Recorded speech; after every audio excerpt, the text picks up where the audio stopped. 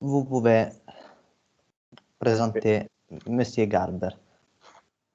Merci Mathias.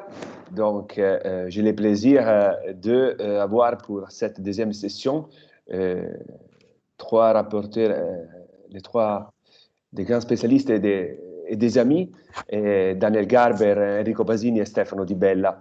On commence avec la première communication de la part de Dan Garber, que je tiens particulièrement à remercier pour être ici même cette année et pour son soutien constant pour l'organisation de ce séminaire. Merci Dan, et à toi la parole. Merci beaucoup Igor. Je commence par alors voilà. OK.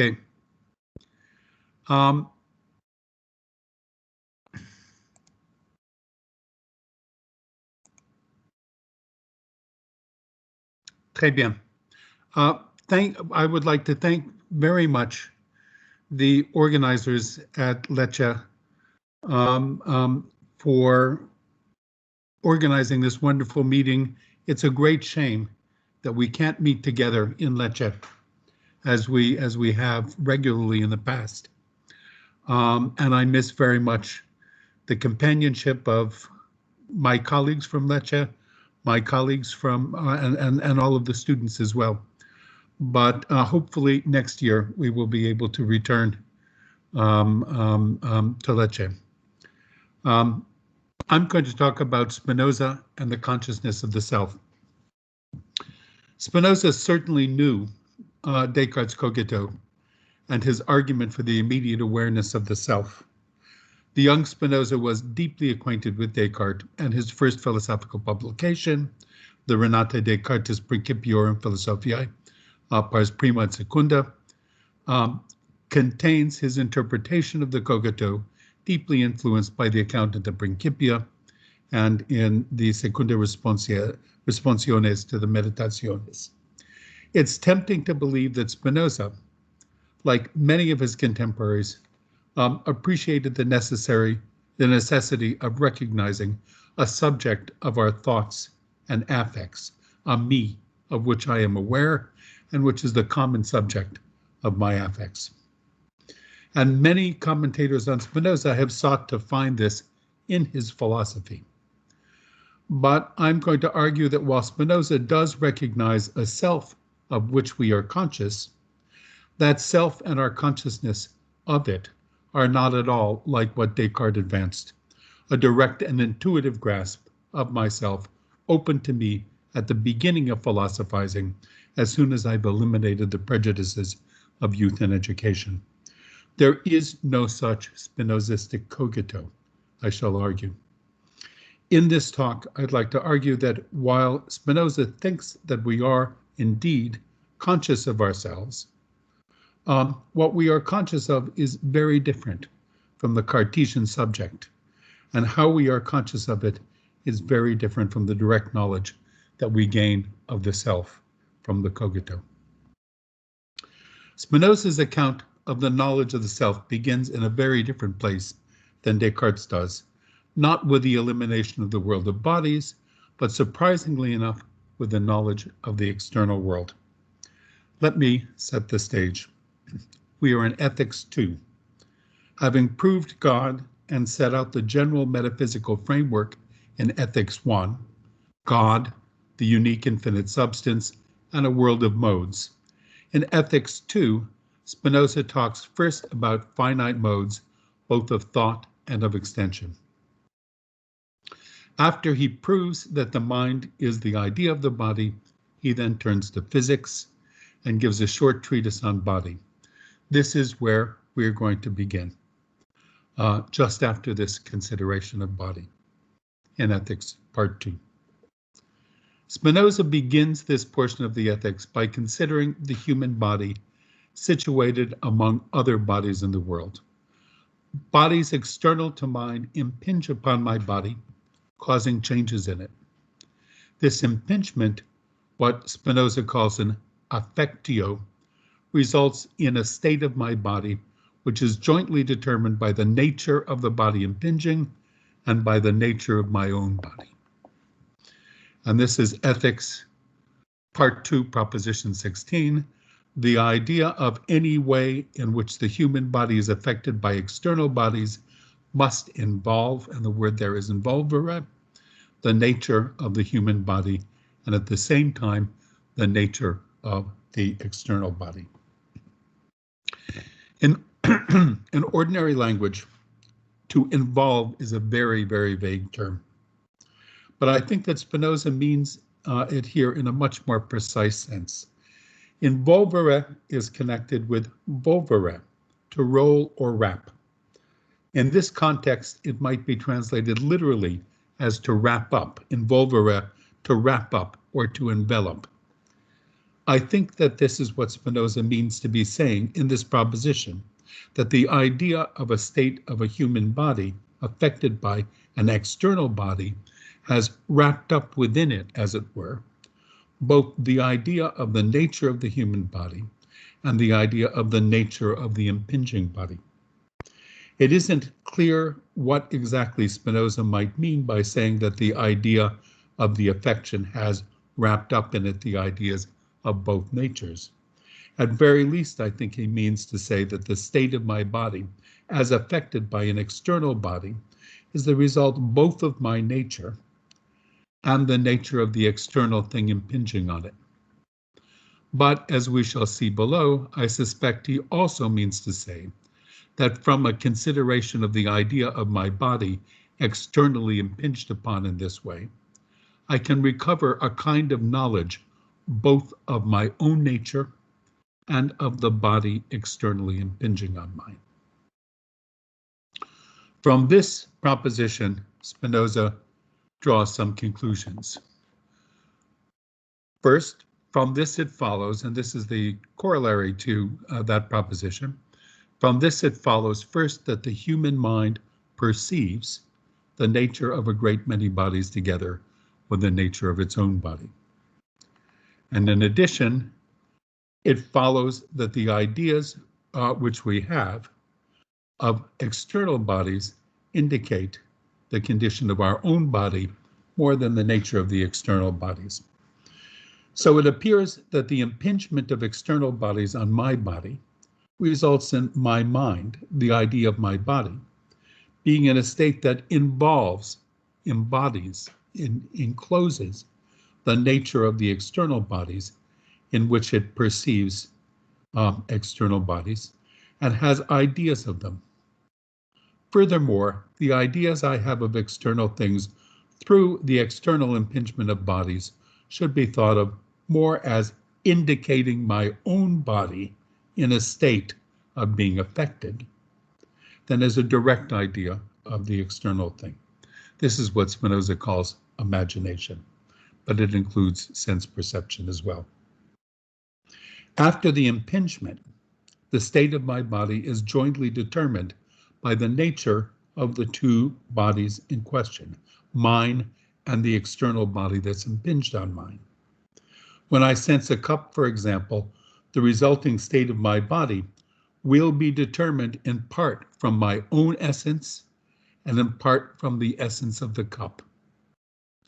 My sensation of the cup, then, involves the idea of my body in this post-impingement state. In sensing the cup, I learn about the nature of other bodies, the cup, then by the way in which they alter my own. Note here that I'm talking about the idea I have of my own nature and of that of an external body.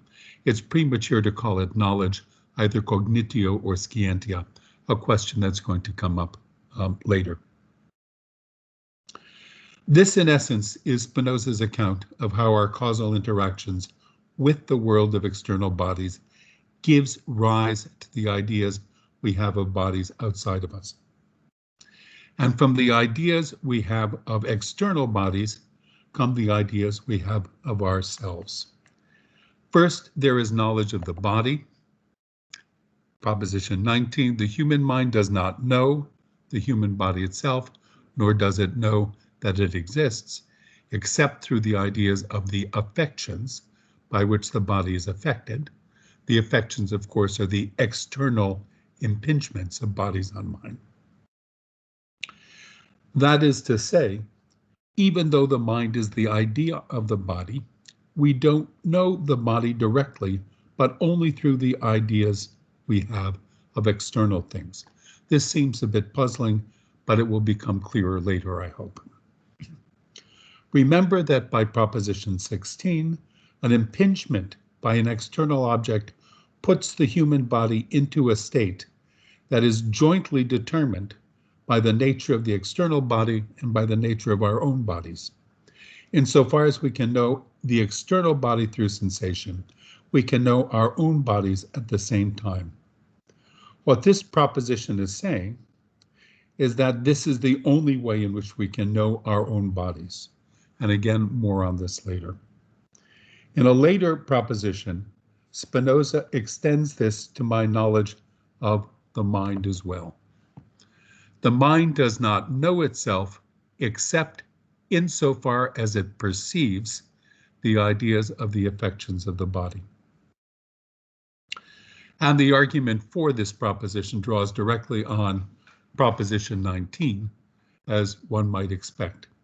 The idea is that just as the idea of my body comes to me mixed with the ideas I have of external bodies, the idea I have of my body, that is the idea I have of my mind, comes to me in the mix with ideas we have of external bodies as well. At this point, I would like to move to part 3 of the ethics and some texts that refer back to this proposition. This proposition 23 is going to be crucial. Now, in part 3, proposition 6, Spinoza announces his famous conatus proposition. Oh, I'm sorry, excuse me.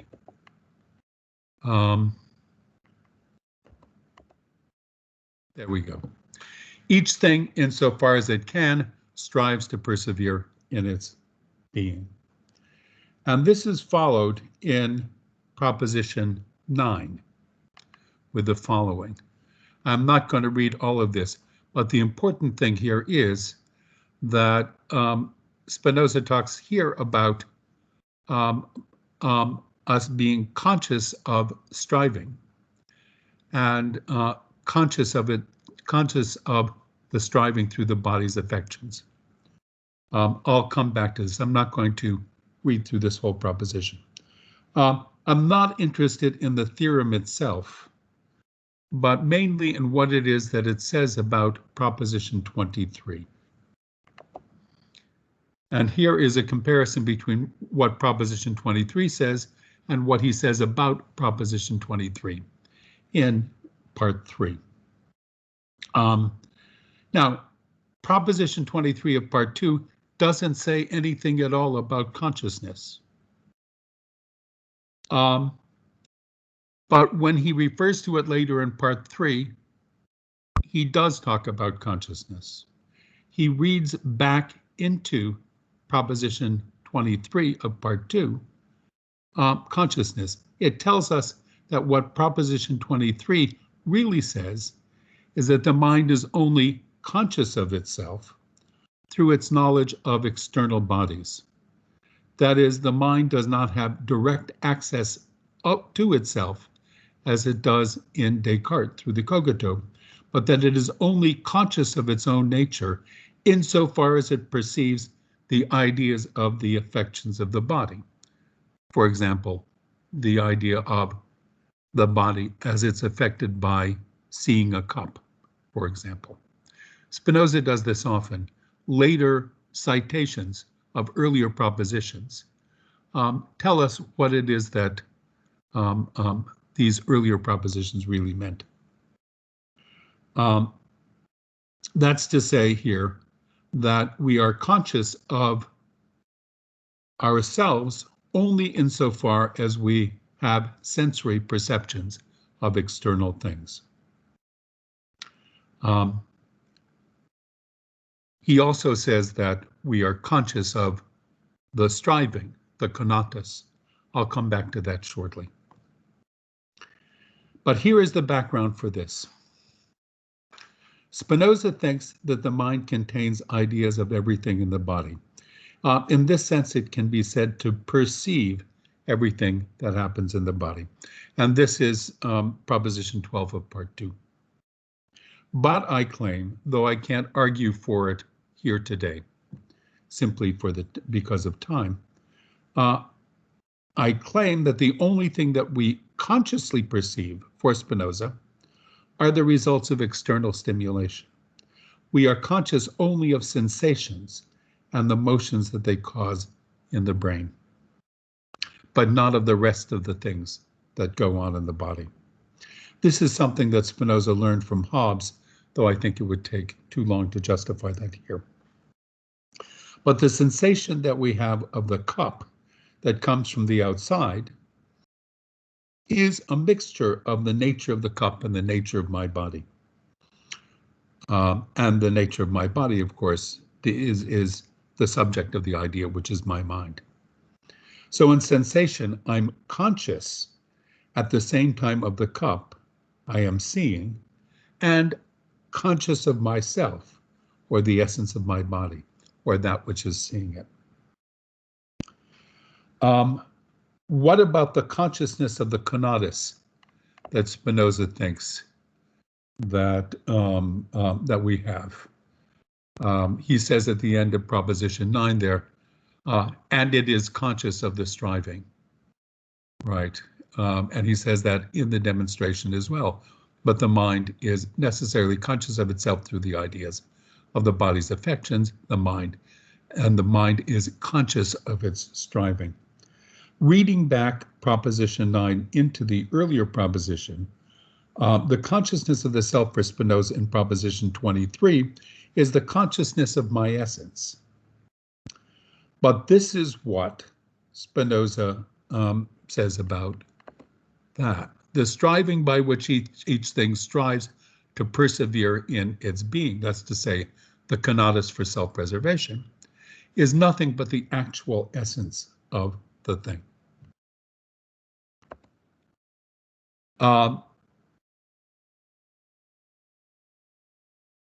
So if the striving is just the actual essence, that on the slide, the bottom part is my commentary. If the striving, the conatus, is just the actual essence, and I am conscious of my nature, that is of my essence, by proposition 23 of part 2, as interpreted in part 3, then I am conscious of the striving insofar as I am conscious of my essence. At this point, let's advance now to the scholium of proposition 9, where we get will, appetite, and desire. When this striving is related only to the mind, it's called will, this conatus for self-preservation. But when it's related to the mind and body together, it's called appetite. This appetite, therefore, is nothing but the very essence of man, from whose nature there necessarily follows those things that promote his preservation. And so man is determined to do those things. Between appetite and desire, there is no difference except that desire is generally related to men insofar as they are conscious of their appetite. So desire can be defined as appetite together with the consciousness of the appetite. So the striving for self-preservation is just the will, appetite, desire. That is to put it all together. Insofar as I am conscious of myself, my nature, I am conscious of my conatus for self-preservation, and insofar as I'm conscious of my conatus for self-preservation, I'm conscious of my will, appetite, desire. That is to say, insofar as I'm conscious of my will, appetite, and desire, I am conscious of myself. To be conscious of myself for Spinoza is to be conscious of my conatus for self-preservation. So far, so good. But what does it mean to be conscious of my appetite, will, or desire for Spinoza? At this point, let me add one more text, now from the end of part 3 of the Ethics.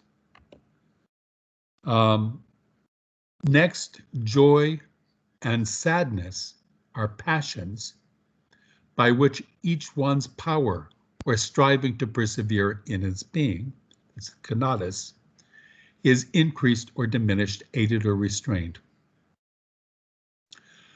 But by the striving to persevere in one's being, insofar as it is related to the mind and the body together, we understand appetite and desire. And this is proposition 9 scholium that we just saw. So joy and sadness are the desire or appetite itself, insofar as it is increased or diminished, aided or restrained by external causes. That is, it is the very nature of each individual. What this says is that joy and sadness are identical with appetite and desire, insofar as they are increased or diminished, aided or restrained. That is, joy and sadness are identical with the conatus for self-preservation. But the conatus for self-preservation is identical with my actual essence. From which it follows that when I feel the affects of joy and sadness, I am experiencing my essence. That is, I am conscious of my essence just when I am conscious of experiencing joy and sadness. The argument has been rather complicated, so let me summarize the argument, and I hate to do it in this sort of typical analytic way, but I'm afraid that this is the best way to see what's going on here. Through being conscious of external things, I become conscious of my nature. I am only conscious of my nature when I'm seeing external things. But what does it mean for me to be conscious of my nature or essence? Well, first of all, the conatus for self-preservation is the same as my nature or essence. Proposition 7 of part 3. The consciousness of my nature or essence is the same as the consciousness of my conatus for self-preservation. And this is from the first proposition. The conatus for self-preservation is the same as desire and appetite. That's from scholium to proposition 9. I am conscious of the desire, appetite through the experience of joy and sadness. That's from the proposition we just saw, the last one.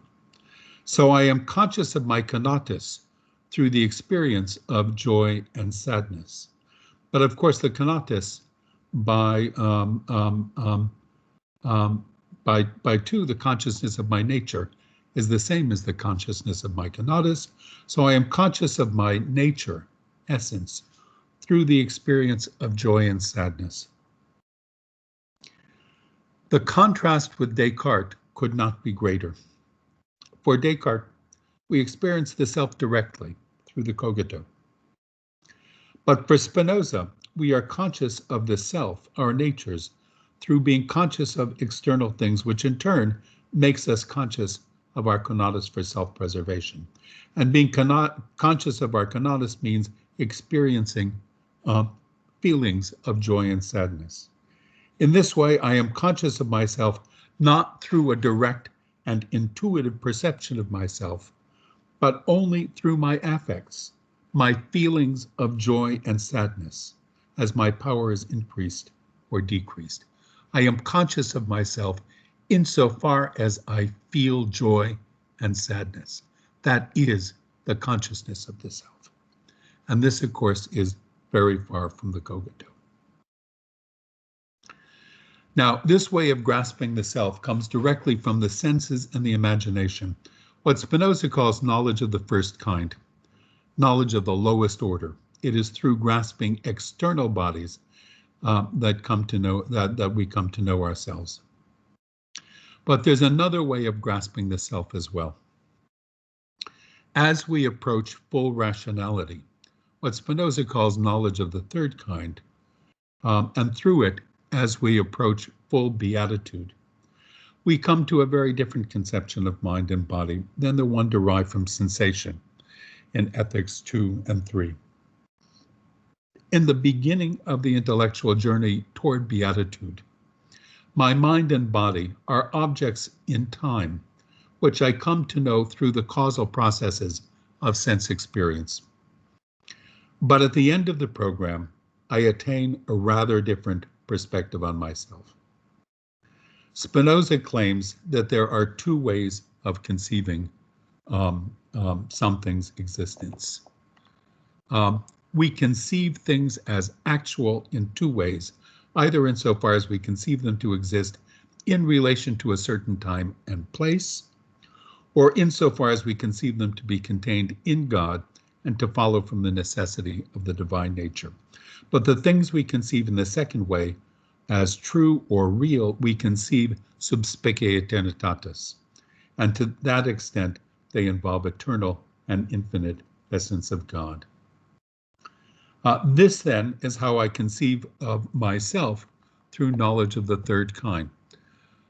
Therefore, though we do not recollect that we existed before the body, we nevertheless feel that our mind, insofar as it involves the essence of the body, sub specie eternitatis, is eternal, and that this existence it has cannot be defined by time or explained through duration. And so Spinoza concludes, therefore, the more each of us is able to achieve in this kind of knowledge of the third kind, this highest kind of rationality, the more he is conscious of himself and God. That is, the more perfect and blessed he is. In this way, through the third kind of knowledge, the highest kind of rationality, we come to a knowledge of the mind and the body not through the senses, not in time, but sub specie eternitatis, and through intuition, as he calls it, through understanding how, as particulars, my mind and my body derive from God. In the beginning of the project, when we're just sorting things out through knowledge of the first kind, that's to say sensory knowledge, we have knowledge of our bodies and our minds through the causal processes of sense and imagination. We know ourselves, mind and body, through the same means that we know the external world. But by the end of Spinoza's project, through intuition, knowledge of the third kind, we come to a different, deeper, and more adequate knowledge of ourselves. I don't want to suggest that even at the end, the conception of mind we attain is very close to Descartes' conception of mind. For Spinoza, the mind is always the idea of the body and always complex, composed of the ideas, the parts of the body of which it's an idea. It is an intuitive grasp, not of a simple and indivisible thinking substance, but the essence of the body conceived sub specie eternitatis. However, like Descartes' cogito, it is a direct, intuitive grasp of the mind through intuition. But whereas it is the first thing we know in Descartes, the beginning of knowledge for Descartes, it is among the final attainments in Spinoza, something that is only open to very few capable of attaining the highest level of rationality. And thank you very much for your attention.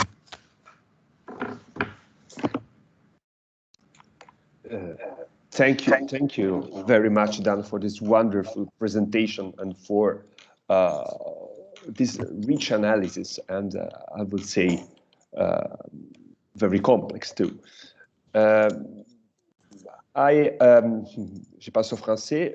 J'ai le grand plaisir maintenant de laisser la parole à Enrico Pasini, qui nous parlera justement de l'insoddisfazione leibnizienne par rapport au cogito cartesiano. Grazie Enrico di essere qui, ti lascio la parola. Grazie Igor, grazie Igor e anche a tutto il centro per l'invito, per l'organizzazione di questo bel seminario. Non posso che unirmi a Dan Garber quando diceva speriamo di poterci vedere presto di persona a Lecce. Io non sono in grado di vedere per ragioni di piattaforma informatica che sto usando, se voi a questo punto vedete la mia presentazione oppure no. Sì, sì. Per cui qualcuno lo Sì, dica. professore. Ecco. Sì, Grazie, la vediamo e la vediamo bene. Splendido. Allora, il titolo, come diceva Igor, è l'insoddisfazione leibniziana nei confronti del cogito, partendo da questa frase che cito lì. Io uso qui cogito come una forma di abbreviazione per qualcosa che non necessariamente è determinato, ma che è comunque un tipo di esperienza di sé che offre una conoscenza dell'esistenza di colui che prova questa esperienza e al tempo stesso, secondo quanto dice Cartesio quando introduce la cosa nelle meditazioni, offre una specie di prototipo di verità. Se io voglio sapere come una proposizione è vera, penso a come mi sento quando considero quella proposizione particolare, quindi una specie di metrocampione delle proposizioni vere. Ovviamente ci sono molti modi di leggere il cogito e forse al di là di quella che si potrebbe definire la soluzione performativa, con la contemplazione di questa proposizione io produco la soluzione a un'incoerenza di carattere esistenziale, che è una famosissima lettura del cogito cartesiano. Al di là di quella che è un contributo essenzialmente novecentesco alla comprensione di cosa sia questa proposizione, Leibniz, come tanti altri lettori della sua stessa epoca, si trova di fronte a certe letture relativamente semplificate e relativamente imparentate tra di loro, per cui il cogito è l'esibizione di qualcosa che viene implicato da qualcos'altro. Dire quella proposizione o pensare quella proposizione implica l'esistenza di chi lo fa, che si tratti di una inferenza, cioè di una derivazione, perché in termini diciamo di teoria dei requisiti il pensiero richiede l'esistenza, di un assentimento alla forse all'inferenza, forse a una specie di inferenza che è contenuta nella proposizione, oppure che si tratti di una vera e propria dimostrazione di un genere relativamente privato ma sempre riproducibile, oppure di una vera e propria dimostrazione, almeno nella pretesa di strutturarla come un'inferenza dimostrativa. Ora, una possibilità che anche balena ad alcune letture e che Leibniz ha apparentemente presente è anche il fatto che questa dimostrazione possa essere una dimostrazione di tipo apagogico, cioè che implica l'impossibilità del suo opposto. Di tutta questa serie di possibili letture, l'aspetto comune, ed è il primo punto che mi serve per entrare, diciamo, nella considerazione appunto dell'insoddisfazione di Leibniz nei confronti della proposizione più famosa della filosofia cartesiana, è il fatto che nessuna di queste letture prende particolarmente in considerazione il contenuto della proposizione, perché tutti quanti sembrano essere ovviamente anche Leibniz lo è in un certo senso, ma non lo è in un altro senso, e vedremo esattamente in questa differenza il punto principale che io vorrei sollevare in questa relazione. Relazione è forse un po' un'esagerazione. In questa breve chiacchierata tutti sembrano perfettamente soddisfatti con il contenuto della proposizione. Perché sono soddisfatti? Perché è ovvio, e l'altra ragione che viene spesso sollevata è perché l'ha già detto Agostino. Agostino, come si sa, è una briscola filosofica che si gioca con una certa liberalità nelle controversie di quest'epoca. Si gioca sia contro gli altri, si gioca nel senso di ciò che tu dici si allontana da, si gioca contro gli altri anche per dire quello che tu mi stai raccontando è già stato detto ed è molto sovente già stato detto appunto da Agostino. Ora, Leibniz, come cominciavo ad accennare prima, apparentemente è insoddisfatto sia per gli aspetti formali, l'una o l'altra versione possibile dei diversi modi di leggere formalmente quello che noi chiamiamo il cogito, sia con il contenuto di questo principio. E quindi uno potrebbe domandarsi, ha dei problemi con la nozione di esistenza? Perché, diciamo, avendo ormai noi letto molte cose che Leibniz ha scritto nella seconda metà degli anni 70, quando comincia a prendere le distanze da certe formulazioni della filosofia cartesiana, noi sappiamo che la nozione di esistenza di Leibniz è piuttosto diversa da quella di Cartesio. In alternativa potremmo chiederci se non sia il fatto o il contenuto di questa esperienza con cui Leibniz si trova in difficoltà, oppure se sia questo ruolo di prototipo della proposizione vera. Ora, quest'ultimo punto potrebbe sembrare ovviamente il più promettente, perché anche sulla concezione della verità e della produzione della conoscenza vera, la posizione di Leibniz è piuttosto divergente da quella di Cartesio, e noi lo sappiamo. Per cui quest'ultimo punto è senza difficoltà, diciamo, può essere messo in testa alle ragioni che Leibniz potrebbe sollevare contro Cartesio. In effetti noi possiamo trovare facilmente dei passi in cui, come tra l'altro in questo caso appare Sant'Agostino, dice: per quanto riguarda le verità primitive di fatto, su questa formula di Leibniz torneremo perché appare in quasi tutti i passi che sto per leggere. Le verità primitive di fatto sono le esperienze immediate interne di un sentimento immediato. E qui trova la sua collocazione la prima verità, la verità prima, per dir meglio, dei cartesiani o di Sant'Agostino: penso, dunque sono, vale a dire sono una cosa che pensa.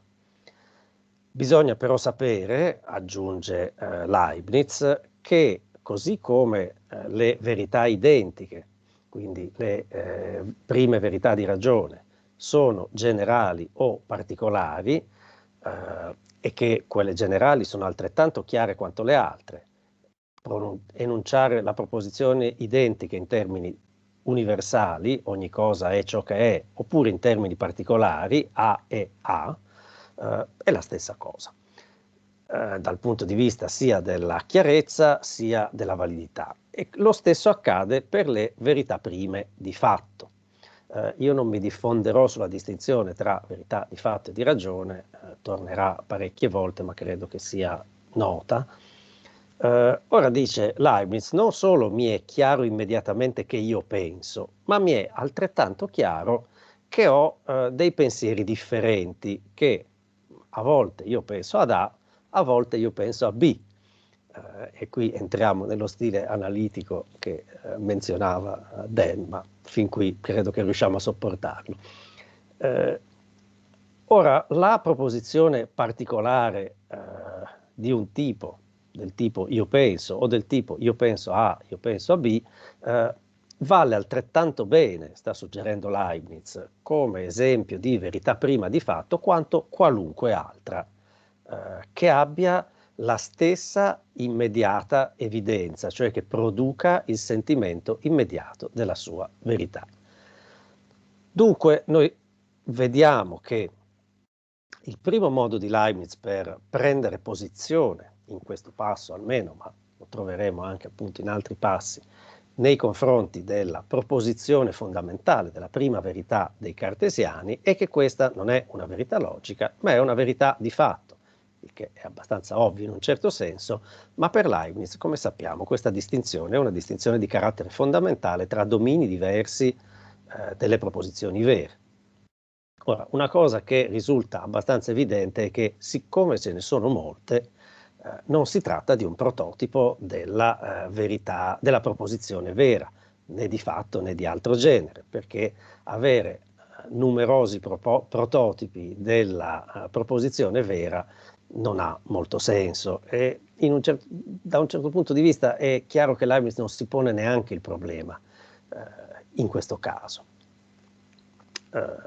Si limita a registrare che il principio cartesiano è sicuramente buono, cioè corretto, ma non è il solo della sua specie. Tutto questo passo è tratto dal quarto libro dei Nuovi Saggi, secondo capitolo, paragrafo 1. Viene ovviamente da domandarsi a quale specie si stia riferendo Leibniz, qual è la specie a cui questo principio, come gli altri principi simili, appartiene. È evidentemente una verità immediata, questo l'abbiamo già acquisito, però non appartiene al dominio delle proposizioni dimostrabili.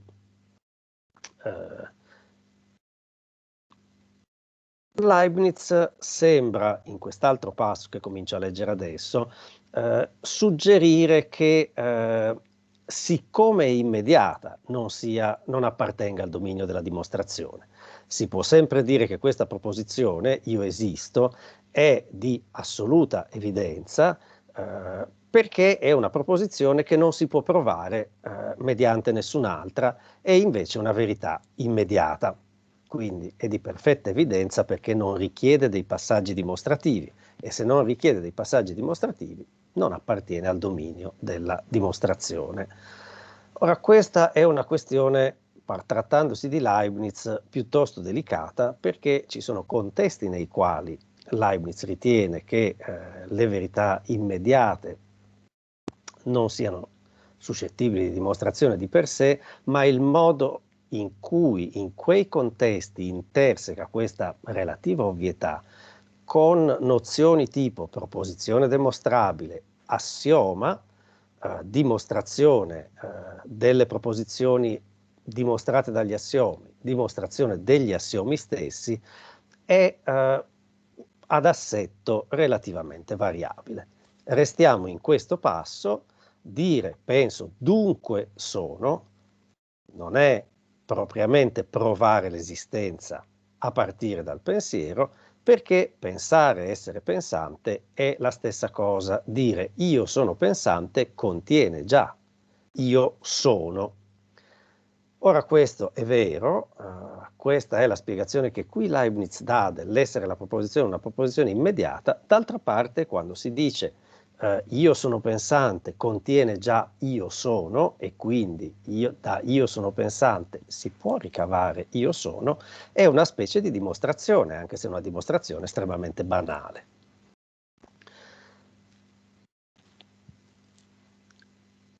Interessante che Leibniz qui prosegue ponendosi il problema proprio a cui accennavo un attimo fa degli assiomi, cioè spostando leggermente il piano della sua considerazione dalle proposizioni dimostrabili agli assiomi. Ora, la proposizione è vera, dice Leibniz, è vera neanche in modo dimostrativo, ma la possiamo escludere dagli assiomi perché? Perché non è una proposizione necessaria, cioè è una proposizione la cui necessità non appare per un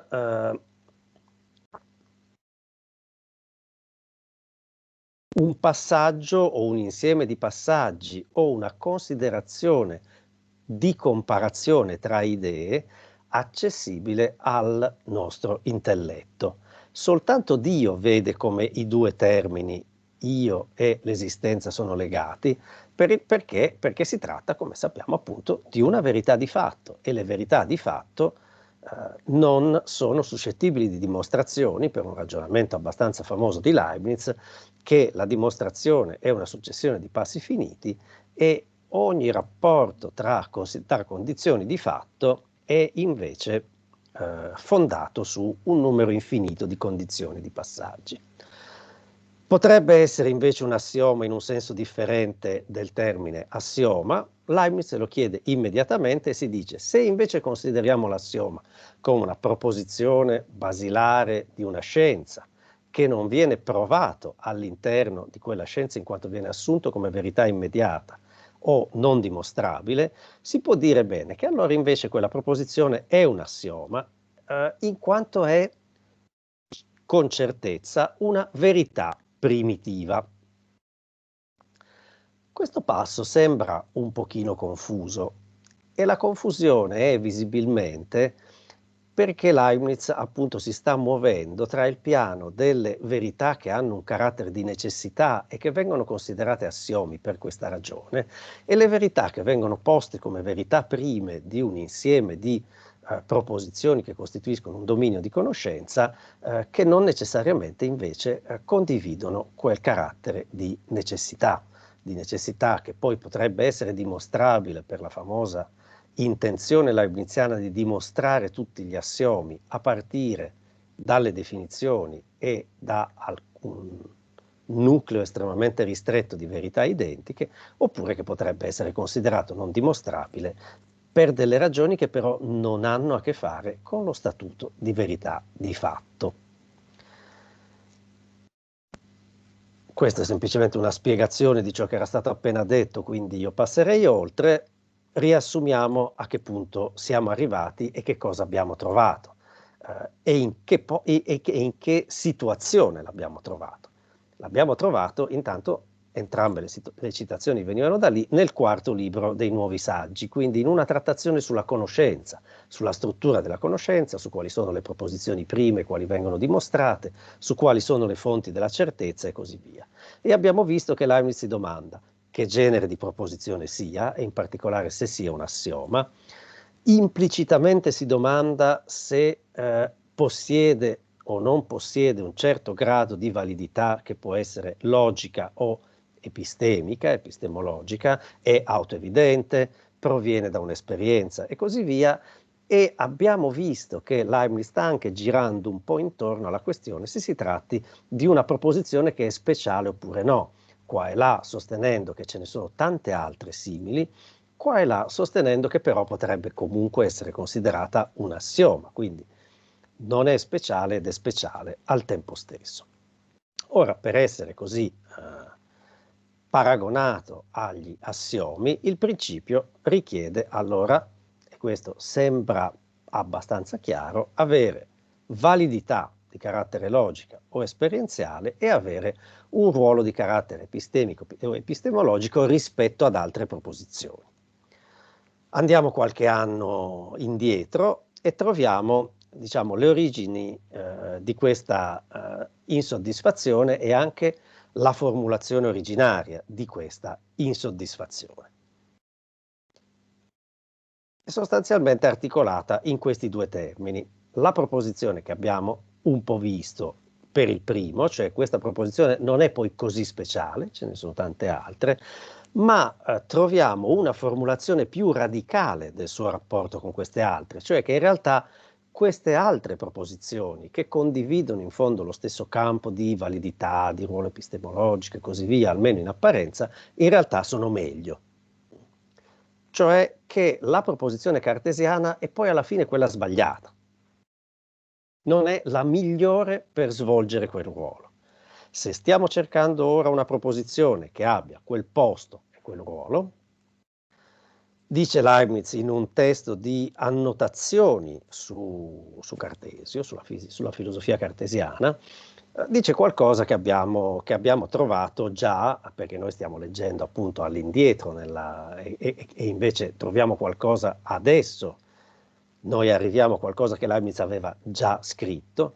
Ci sono due primi principi, sono uno razionale, il principio di contraddizione, uno di esperienza, e il principio di esperienza non è penso ed esisto, ma è la formula generale delle altre formule che secondo Leibniz si potevano affiancare nei passi che abbiamo letto prima, cioè penso A, penso B, varie cose sono da me pensate, varia a me percipiantur, cogitantur in altre formulazioni. Questi due principi sono tali che innanzitutto è dimostrabile che non sono dimostrabili, cioè si può trovare un'argomentazione rigorosa per mostrare che nessuno dei due è suscettibile di dimostrazione. Il primo perché senza di esso non si producono neanche le dimostrazioni, quindi qualunque dimostrazione sarebbe impossibile.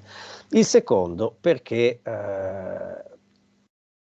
l'accesso che noi abbiamo a questo principio è di quel tipo descritto nella prima citazione che abbiamo letto, è di carattere immediato, il sentimento immediato della verità di questa cosa, in quanto esperiamo in noi di percepire o pensare a diverse cose. Allora abbiamo una situazione in cui si associano l'esperienza interna, per quanto riguarda questa seconda classe, questo secondo principio generale fondamentale, la non dimostrabilità e, come vedremo subito, anche il ruolo fondazionale, perché il secondo punto, la seconda cosa che si può dire di questi due principi è che da essi dipendono tutte le altre proposizioni. Se non fossero veri questi due principi, il principio di non contraddizione è che io penso diverse cose, percepisco diverse cose, non vi sarebbe nessuna verità e nessuna conoscenza. Questo è uno scritto la cui datazione è più incerta di quanto dicano gli editori dell'Accademia Ausgabe, che trovano una ragione per datarlo, per proporre una datazione più restrittiva di quella che io ho messo qui, fine anni 70, anni 80, con una ragione che loro stessi ammettono essere discutibile. Ora, com'è che funziona questa cosa? Com'è che funziona questo fatto che questi principi siano così più importanti, soprattutto che questo secondo principio sia così importante e non sia proprio il cogito, ma sia il fatto che io penso invece cose diverse. Ora, la monade ha, diciamo, almeno certe monadi hanno davanti a sé una specie di cammino a tre stadi nel raggiungere, se non il satori, almeno una condizione relativamente soddisfacente. Il primo stadio è quello di coesistere con l'universo. Dio crea un universo fatto di monadi che hanno la stessa durata dell'universo e quindi ogni sostanza semplice viene creata all'inizio, non si sa bene che cosa alla fine, ma per tutto l'universo non ha né nascita né morte, le nascite e le morti sono soltanto apparenti. E in questo senso è una semplice monade. Si muove poi, appare su un palcoscenico più ampio, perché dall'avere un corpo minimale guadagna il corpo di un essere vivente complesso e organizzato e quindi diventa una vera anima di un essere vivente di questo genere, e poi a un certo punto, come vedremo tra un attimo, quello che succede è che si hanno le prime esperienze che conducono a costruirsi una capacità intellettuale, razionale e così via, che è il fondamento del possesso di una vita spirituale. Questo avviene su due assi e mi avvio a chiudere la mia presentazione, che sono connessi, diciamo, alla Frage nach dem Wahren selbst, la questione del vero sé, ed è un'espressione che rubo a un articolo di Kiyoshi Sakai. Un punto è questo, la monade, l'anima, lo spirito c'è sempre stato, c'è fin da principio, in un certo senso, in un modo, diciamo così, orizzontale, di compresenza. Le prime nostre esperienze risulta che siano le percezioni interne e quindi non soltanto che io penso, dice Leibniz in questo scritto che è un altro, è lo stesso scritto da cui ho preso la citazione del titolo, non tantum me esse qui cogitem, ma anche che nei miei pensieri c'è una varietà. Ora, queste esperienze validano, proprio perché il principio varia a me cogitantur è fondamento di tutte le possibili, insieme col principio di non contraddizione, di tutte le possibili conoscenze e verità, validano le successive esperienze consce della vita individuale, della propria vita individuale e del mondo in cui questa vita individuale si svolge. Da qualche parte, in un altro passo, chiama queste esperienze conscienzie, che è una cosa che è stata messa a fuoco da un articolo di Christian Barth sul concetto di coscienza in Leibniz, in cui ha osservato che questa citazione da questo punto di vista è molto importante, proprio perché entrano in rapporto sia la condizione per cui la sostanza semplice rappresenta tutto il mondo e quindi ha percezione di tutto il mondo, sia il fatto che però nella vita di un'anima e di uno spirito c'è la coscienza di queste condizioni, quindi della percezione. Le verità prime di fatto, pertanto, sono tante quante le percezioni immediate o coscienze, questo è il passo appunto a cui mi riferivo, per dir così, coscienze per dir così vuol dire le percezioni che diventano appercezioni nelle anime e negli spiriti. Appunto perché io percepisco in me non soltanto me stesso che penso, ma anche molte differenze nei miei pensieri. E in questo passo si capisce che questo percepire molte differenze nei miei pensieri è il vero cogito, se proprio abbiamo bisogno di un cogito, cioè di una proposizione che ha quel ruolo. Tant'è che una cancellatura mostra che la prima versione del testo faceva un riferimento esplicito a quello. Ora la questione è, ce n'è proprio bisogno? Quando Leibniz è di cattivo umore dice che il cogito ergo sum è tra le sciocchezze che si raccontano al popolo, al popolo in generale.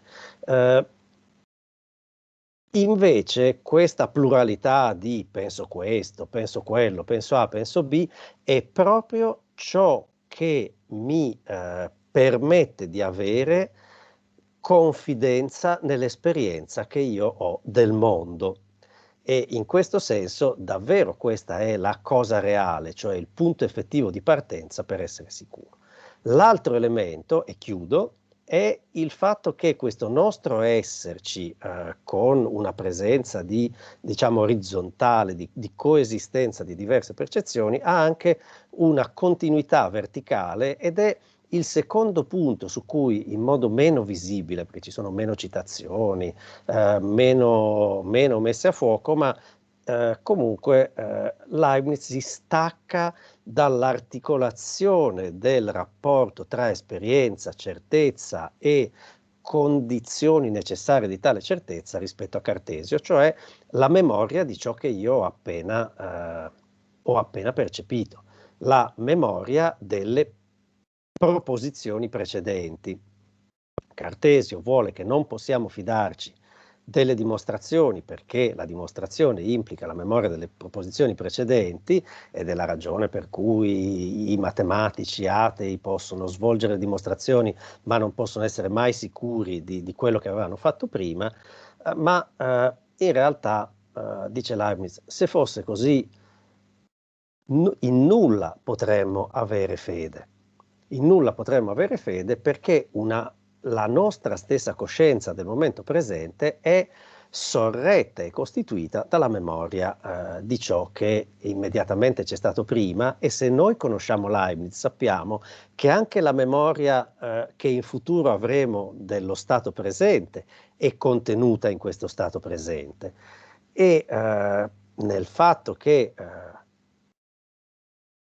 diciamo, nel fatto ovvio, se appunto conosciamo un po' la metafisica di Leibniz, nelle ragioni metafisiche ovvie di questo fatto, cioè che il presente nella vita della sostanza è gravido dell'avvenire, sta la seconda ragione, meno visibile, ma che è forse un necessario complemento della prima, della insoddisfazione di Leibniz nei confronti del cogito cartesiano. E qui chiudo e vi ringrazio. Non ne ha bisogno e non gli è sufficiente. Grazie Enrico, molto bella questa communication est très stimulante aussi. Je crois que le débat sera très animé, surtout après la conférence de Stefano Di Bella qui, je ne me trompe pas, il va parler encore de Leibniz, exactement, Sameness, Substance and the Ego in Leibniz. Stefano, je te donne la parole. Sì, grazie a Igor e a tutti gli amici del centro di Lecce per questo invito, per poter partecipare a questo bel incontro. Sì, forse il titolo sarebbe stato più corretto che lo formulassi come same substance and the knowledge of the ego in life. Ma vediamo. Introduction. Ego autem substantia. We all know the sentence in Meditation 3 where Descartes recognized, somehow incidentally, to the ego the status of substance. For Leibniz also the statement could hold and even be read the other way around. I mean, the ego turns out to be for him maybe that paradigmatic case for substance, for being a substance. Nevertheless, as is well known, he chiefly privileges other approaches to the substance and other definitions of it, be they sourced from the field of logic or of dynamics or from other ontological reflections. Moreover, on at least one relevant occasion, in discussing the concept of substance and one of its crucial aspects, namely the capacity of substance of accounting for permanence and sameness through time and change, Leibniz contrasts an a posteriori approach to this metaphysical truth, an approach based on a Cartesian style knowledge of the ego, practically on the experience of self-knowledge, with an a priori logical ontological foundation based on the complete concept. And this with the aim of emphasizing the primacy of the latter. I am referring to a well-known passage of the correspondence with Arnaud. I quote in the translation, "There must also be a reason a priori, independent of my experience, which justifies us in saying truly that it is I who was in Paris, and that it is also I, and not someone else, who am now in Germany, and that consequently the concept of myself must combine or include these different conditions. Otherwise, it could be said that this is not the same individual, even though it might seem to be." End of quote. We are faced here with an apparent relative downgrading of the role of self-knowledge in the approach to substance, even in the case of the human individual mind. Despite this appearance, however, I see this role strongly emerging in other contexts, exactly where Leibniz, starting from his ontological assumptions, pursues with special intensity his discussion on the substance and its sameness. Moreover, together with this role of self-knowledge, the ego, the I, self, confirms to be the privileged instance of our concept of substance, if not even simply its real source. I will try to show in a sketch this phenomenon in a couple of tracts, one from the 80s, hence not far from the discourse and there are no correspondence, the other one from the time of Leibniz's confrontation with Locke. Both drafts present some very interesting and complex analysis which would be worth considering in detail, but which I can here only very roughly evoke in order to minimally contextualize the aspect I'm now interested in, namely Leibniz's final appeal to the irreducible experience of the I. In both cases, indeed, it is only this experience which ultimately can guarantee us that there is in the world something like the substance Leibniz is looking for, namely a subject capable, among other things, of enduring as the same through time and change, or, in a way of speaking we are today familiar with, a continuum.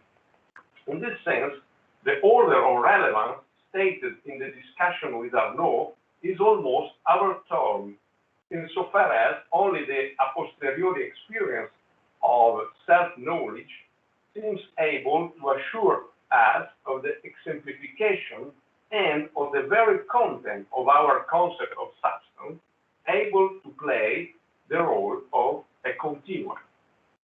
So I come to second point, substance, memory, and self-knowledge, where I briefly consider the first draft I was referring. Now I try also to, if I manage. Perdona se mi intrometto, ma se vuoi puoi condividere i documenti, se li hai. I try to share the text of the passage of the draft. Do you see it? Professore, al momento non stiamo ancora vedendo il documento. Provi ad aprirlo prima di avviare la condivisione, in modo tale da poterlo selezionare. È già aperto.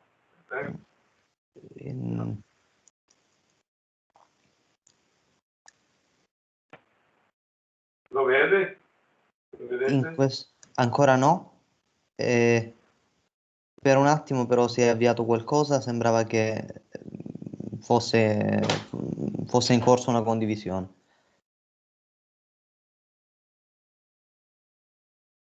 No? Ancora no. Ok, continuo allora, c'è un problema.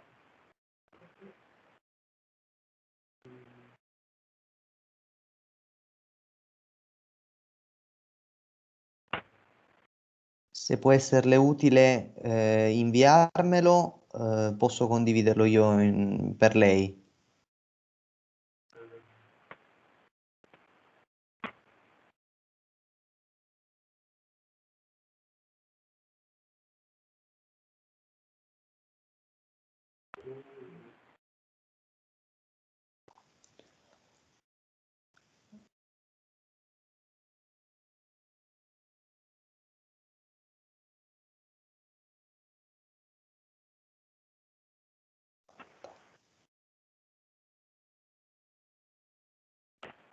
Sì, l'ho mandato. Perfetto. Io proseguo, ma era solo per avere. Ok. Certamente, la raggiungerò in itinere con la condivisione del documento. This first text is an interesting draft of conceptual or categorical analysis of the 80s, the divisio terminorum.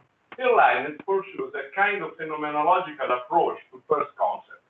Sometimes, he explains, we observe some novelty in the things surrounding us or in the phenomena, and we tend to interpret this as a change instead of as the perishing of an old thing and the rising of a new one, because most aspects of the former state of affairs are still there. And the contradiction, the apparent contradiction arising from attributing the predicate A and not A to the same thing, as a matter of fact, Leibniz does not use here the vocabulary of substance. This contradiction is neutralized by the appeal to temporal difference. Now, after introducing this framework for the concept of mutatio, change, in a very general terms, Leibniz observes that it is far from easy to establish whether some things and which ones do exemplify it. In other words, whether there are some real continuum and which they are. And here comes the I as the only certain candidate to this role. I quote, whether the things which we take for the same are really such, this should be further inquired. It is enough that at least some of them remain the same, as is the case with ego. Sufficit aliqua esse quae maneant eadem, cum mutantur ut ego. End of quote. Moreover, this permanence of the ego can be rescued against all objection or doubt, because the text continues. Leibniz shows this through a kind of I would say, transcendental argument grounded on the constitutive role of memory in self-knowledge. We can schematize this argument as follows. Step one, every perception of ours needs time to be performed. Step 2, I know my own existence through a perception. Hence, step 3, either 3a, I do persist beyond the limits of a moment, or 3b, I cannot perceive myself because, for sentence 1, my perception necessarily extends itself beyond the moment. Leibniz gives also a second version of the argument, starting directly from the notion of self-knowledge, but it's practically the same line of thought. But now, if the conclusion 3b is true, so I cannot perceive myself, then I cannot simply know anything, because I would be committed to giving up the basic certainty of my own existence, i.e., the first factual truth.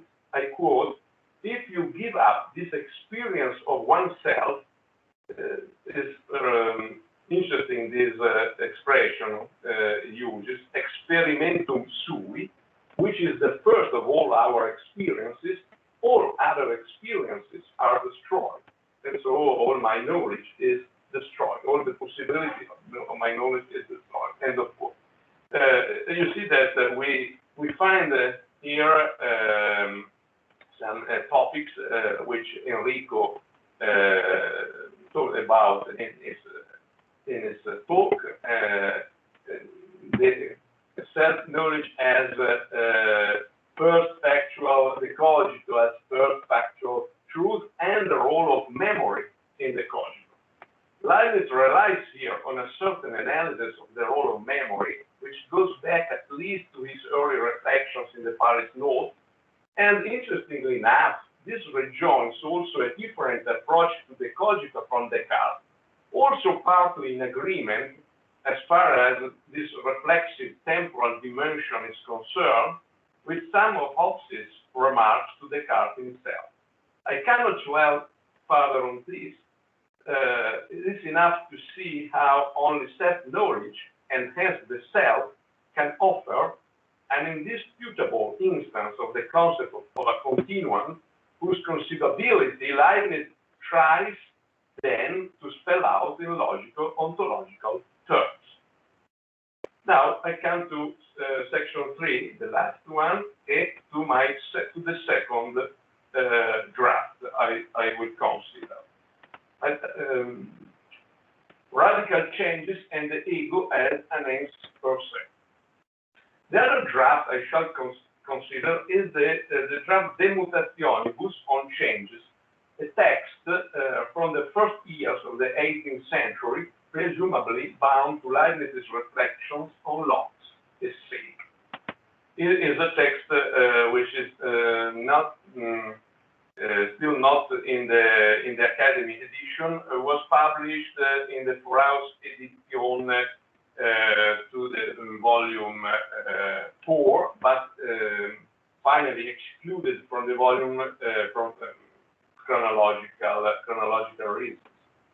The text starts with a reflection on the ontology of predication, introduced by semantic consideration on the usage of abstract terms, and the related ontology of change. Leibniz takes here the ontology of change for granted, but is concerned with the problem of identifying the ultimate substratum of change itself, while assuming that the true ens per se, or the substance, is exactly what is able to play this role, hence to persist through every change.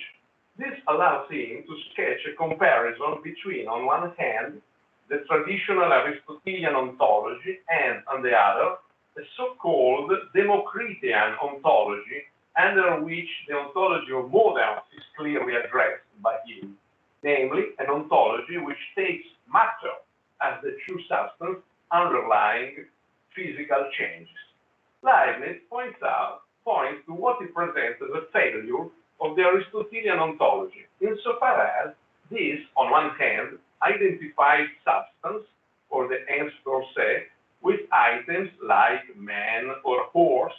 On the other hand, it allows the idea of a substantial change where matter would survive the destruction of man or horse, but then matter would be the true subject and the true ens per se, according to the Democritian ontology, what Leibniz here calls Democritian ontology. As a way out, Leibniz proposes his own substance theory, where substance, individual substance, is generated only by creation and does not perish. Or, speaking in hylomorphic terms, in this draft he uses hylomorphic terms, substantial form is never detached from its related matter. At this point, this idea is tested through the ideal experiment of some extremely radical change, such as metempsychosis. The examples clearly remind the discussion of chapter 27 of the New Essays book, the book 2. I quote from the draft De Mutationibus: who is Appius, or a man, never ceased to be Appius or to be a man, so maybe he could change his name sometimes. This, I mean, provided that for man is man's rational animal, and for Appius, this individual. If you imagine a moderate form of metempsychosis, namely a transmigration of the soul from one man to another man, then Appius will be a term per accident, like learned. That is, a party will be an accidental form. From Appius, in fact, Valerius could have come, so that the same who once was Appius now is Valerius. And if you were prepared to accept a radical form of metempsychosis, then even man will be a term per accident. What was once a man, indeed, will become a pig. Better, if we only consider the possibility of these transmigrations, then Appius and man will be beings per accident. If, on the contrary, this is not possible, we shall have to say that Appius and man are beings per se. End of this long quote. But, at this point, even considering, for the sake of discussion, the possibility of such radical transmigration of soul, Leibniz is eager to stress that something essential would survive to every change, and this would be what is designated by the pronoun I, hence what is grasped in the experience of self-knowledge, and by analogous personal pronouns like you. I quote, the draft continues: although we concede that Appius and man are terms per accidents, nevertheless, I, you, ego, tu, will be no beings per accidents, nor can we be produced except by creation, or destroyed except by annihilation. End of quote. Now, here, the role of I as an irreducible substance term is opposed to the conceivable relativization of what is expressed even by the proper name, Appius. Bear in mind also that the latter, the proper name, is likely to correspond for Leibniz to some descriptive content. In some drafts from the 80s, we find also the term epietas, which is used also in our draft to express the content of an individual concept. From this point of view, Leibniz's remark here could well sound almost the opposite, the one made with Arnaud 20 years earlier. I mean, the indexical way of referring I or you seems to capture the bedrock intuition of substantiality and sameness better than any descriptive conceptual device. We should not be hurried in drawing our conclusion, however, because things, I think, are a bit more complicated. First of all, we should better consider the parallel discussion on the hypothesis of transmigration to be found in the Nouveaux Essais, Book 2, Chapter 27. Consider that it had been Locke who had firstly evoked the case of the transmigration of a soul in order to weaken the role of the metaphysical foundation of personal sameness on behalf of self-knowledge. So the issue is complicated exactly for the relationship with the problem of personal identity. Leibniz also, for his own part, is prepared in the corresponding chapter of the Nouveaux Essais to distinguish, like Locke, personal identity based on self-knowledge from metaphysical identity. A distinction which was already there in the discourse. Remember the example of the King of China. Moreover, also for Leibniz, self-knowledge in its turn, we have seen this, is chiefly based on memory, exactly as it was the case in the earlier Divisio Terminorum and in the discourse itself.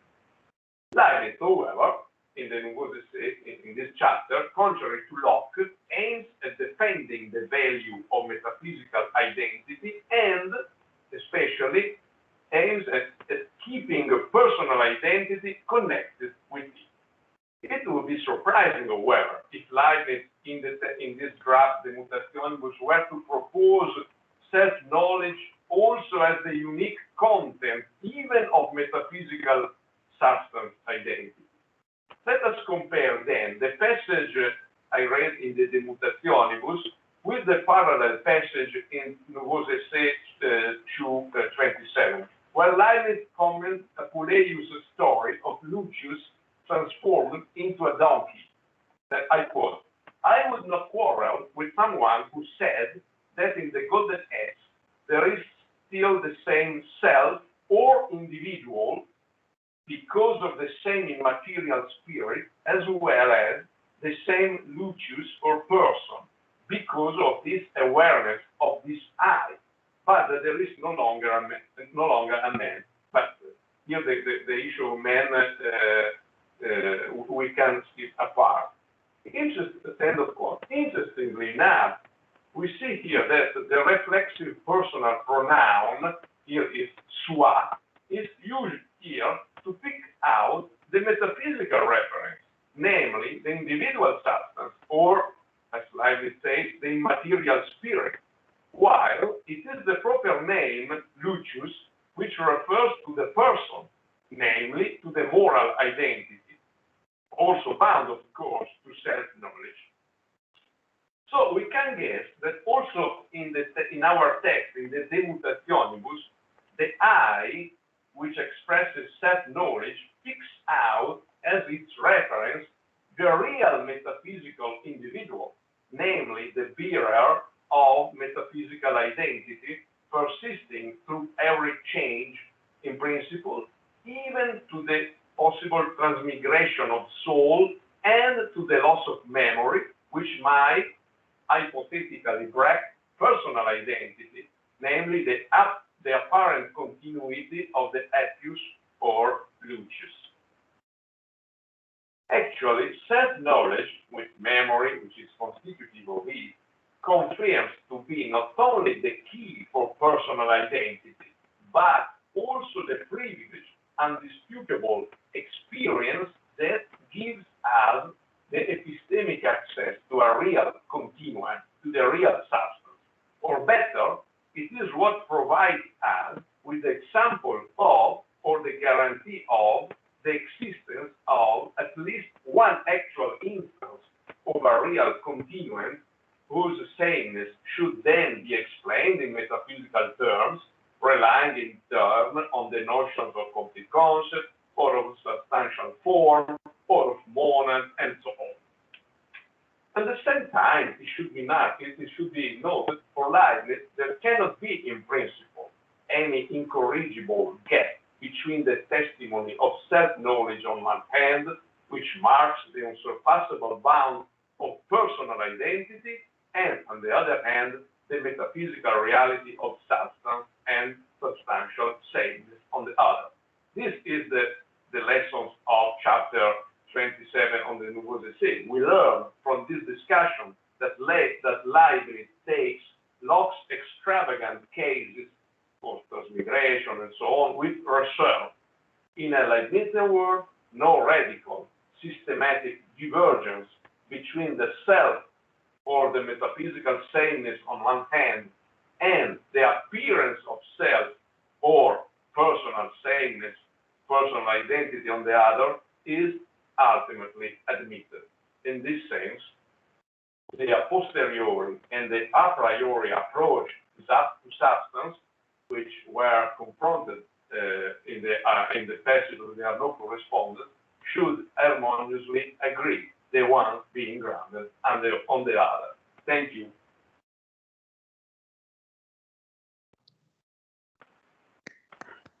Thank you, Stefano, for this beautiful conference. So I think I can start the debate. Mattia può tranquillamente gestire il dibattito per le domande. Grazie. Perfetto. Alors, si vous voulez poser quelques questions, vous pouvez utiliser la fonction de la amen.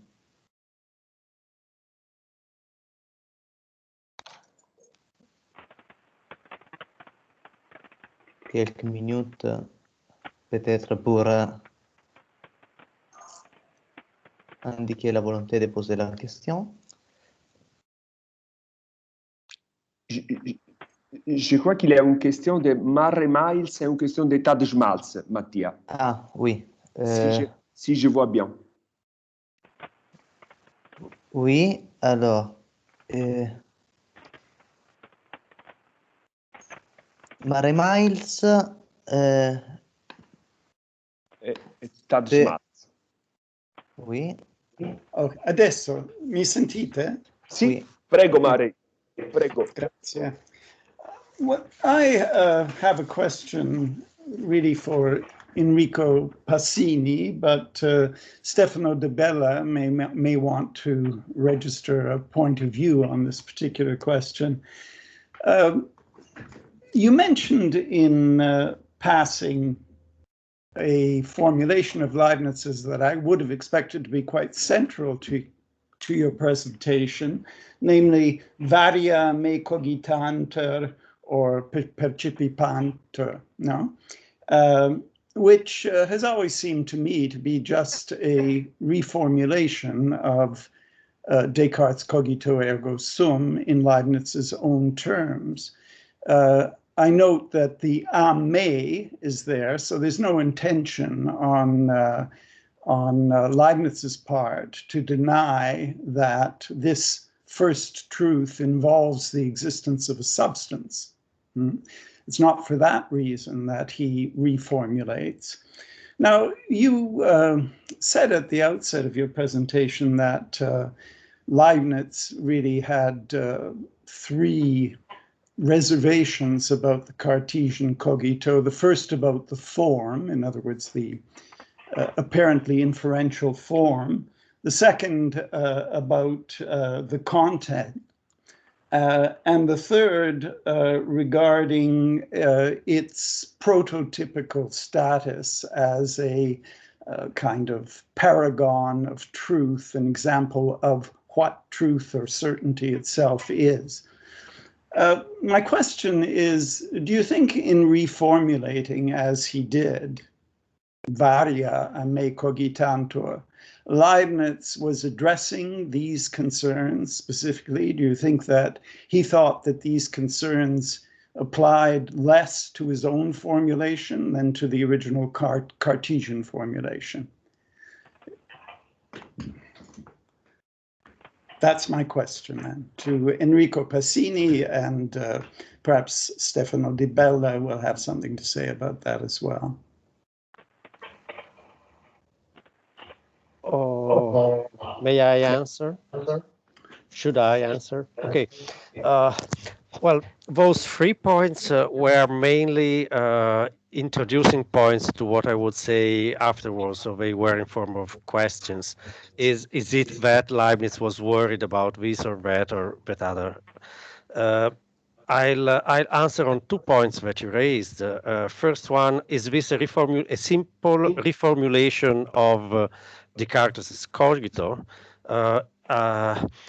It's a disputed matter, but in the mind of Leibniz, surely it is not a mere reformulation of Descartes' principle. It's a different principle of the same kind that is one of the first truths of fact, but it is independent from that, and it is in Leibniz's view more important and more relevant to the confidence we have in the truth of our perceptions, perceptual experience of the world. Mm-hmm. In what way? How is it more relevant, or how is it more certain than the truth expressed in the cogito ergo sum? Well, that's a very good question, which was not the object of my communication. In fact, Leibniz never precisely explains this, but he clearly sees that out of the first principle of the Cartesians, no relevant knowledge, even not a relevant knowledge on our own existence, comes. And I say this for the reasons that Stefano Di Bella has explained. The reasons why we can say of ourselves that we are an individual substance. That is the necessity of substantial forms, the necessity of real unity, the necessity of a metaphysical qualification of our existence. These are the true arguments why we may be sure that there is such a condition that concerns us. I must say, I hear my voice coming back to me through someone else's microphone. So there's someone that is not using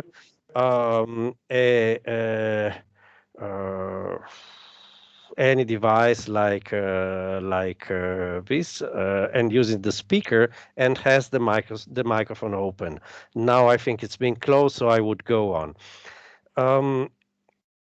The second point the second part of this is, according to him, we have confidence in the existence of things outside us, and so in some credibility of our perceptions, because of the fact that we have a plurality of perceptions at any time, and since the very inception of our conscious life. He does not demonstrate this, he does not provide an analytical argument for this, but he consistently, in the how many they are, Stefano? I think 5 or 6 passages in which he states this, he consistently maintains this. The other point that you raised was, is Leibniz sure of himself, so that certain criticisms that can be raised against Descartes' cogito ergo sum cannot hit his own formulation? I'd say yes, because as he presents it, it is a proposition of the same general nature, but of a different provenance, with a different scope, and the usefulness of which, from an epistemic point of view, is based on a different mechanism, which is the one that we have just discussed. I don't know if I have answered enough to your questions, because they were questions that Leibniz himself would have some trouble to answer. So I'm just doing a vicarious work for in a difficult situation. Thank you very much. Yeah. Oh, thank you.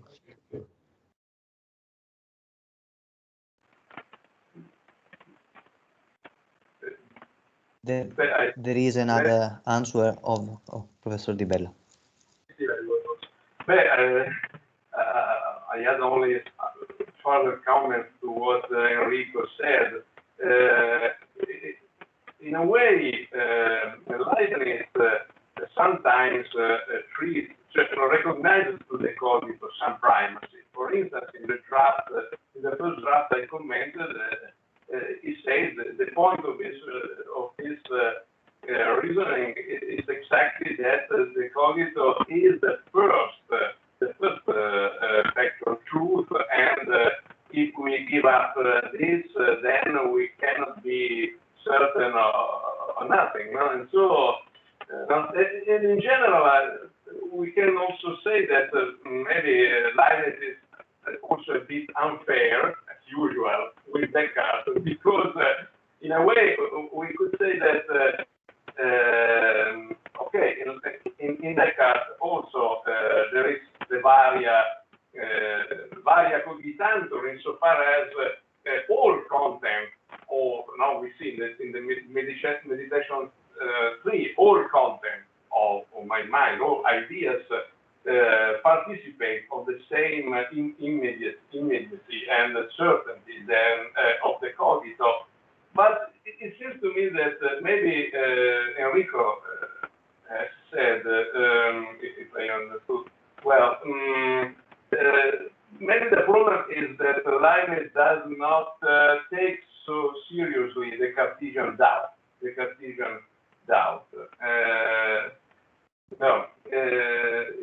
In his approach to the. Also, I emphasize more the criticism of the concerning the temporal character of the cogito.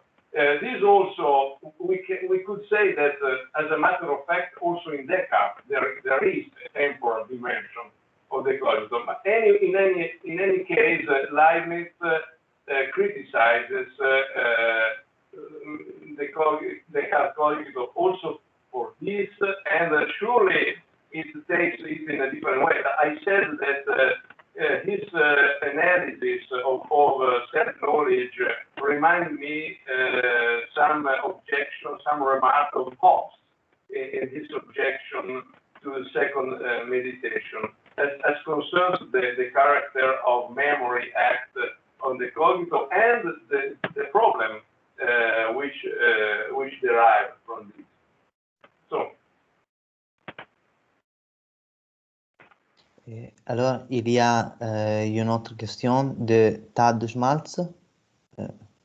Monsieur Schmalz, vous pouvez activer le microphone et poser votre question.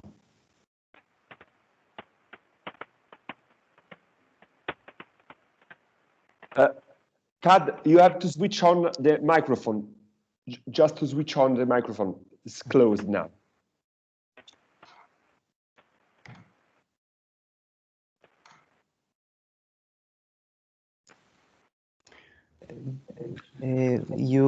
Right, Tad. La fonction pour activer le microphone se trouve dans la partie supérieure de l'écran. Dans la partie centrale, si vous êtes entré avec le browser.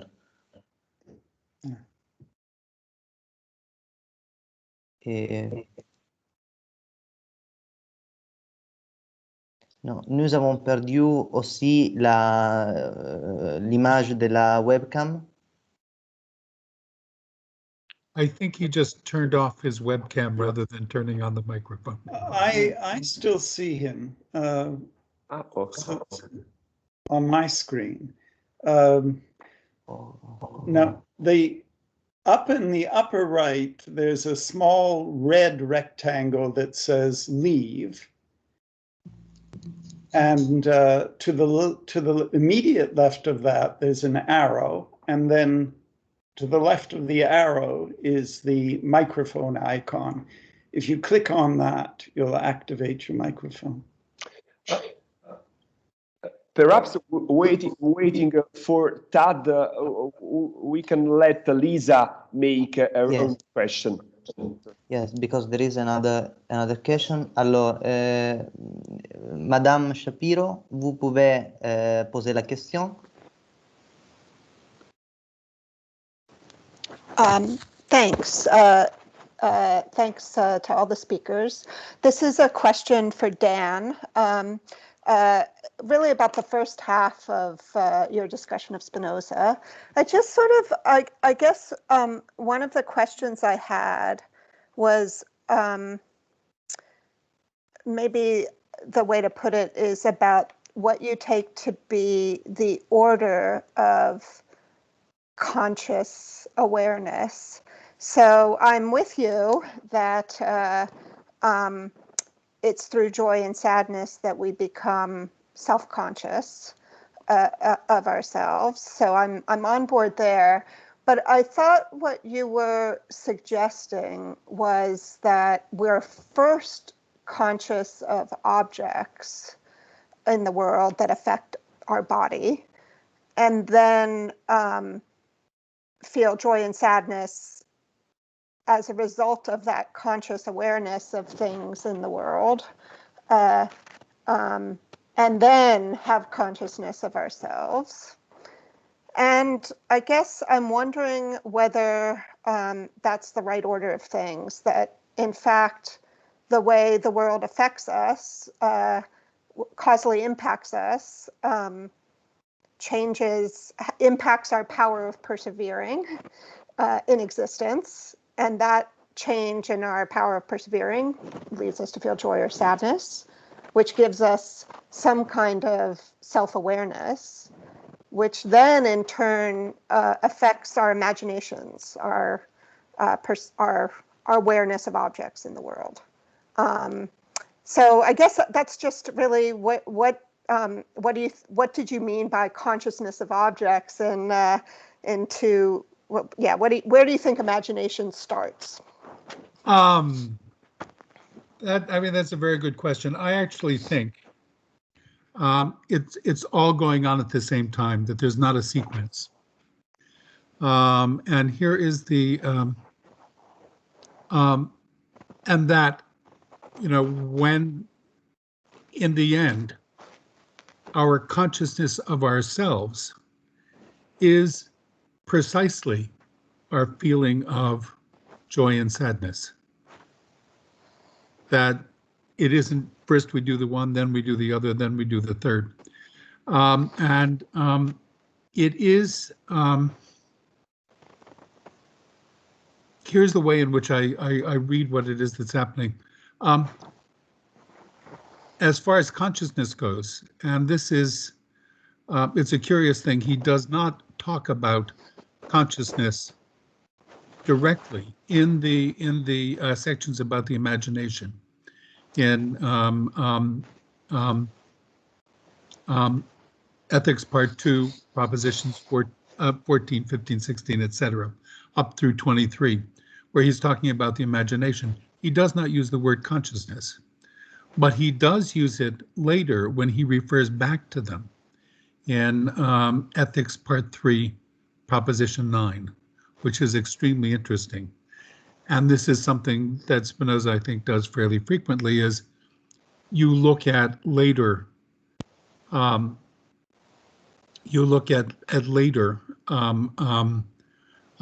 references to earlier propositions to get clarifications of what it is that he means.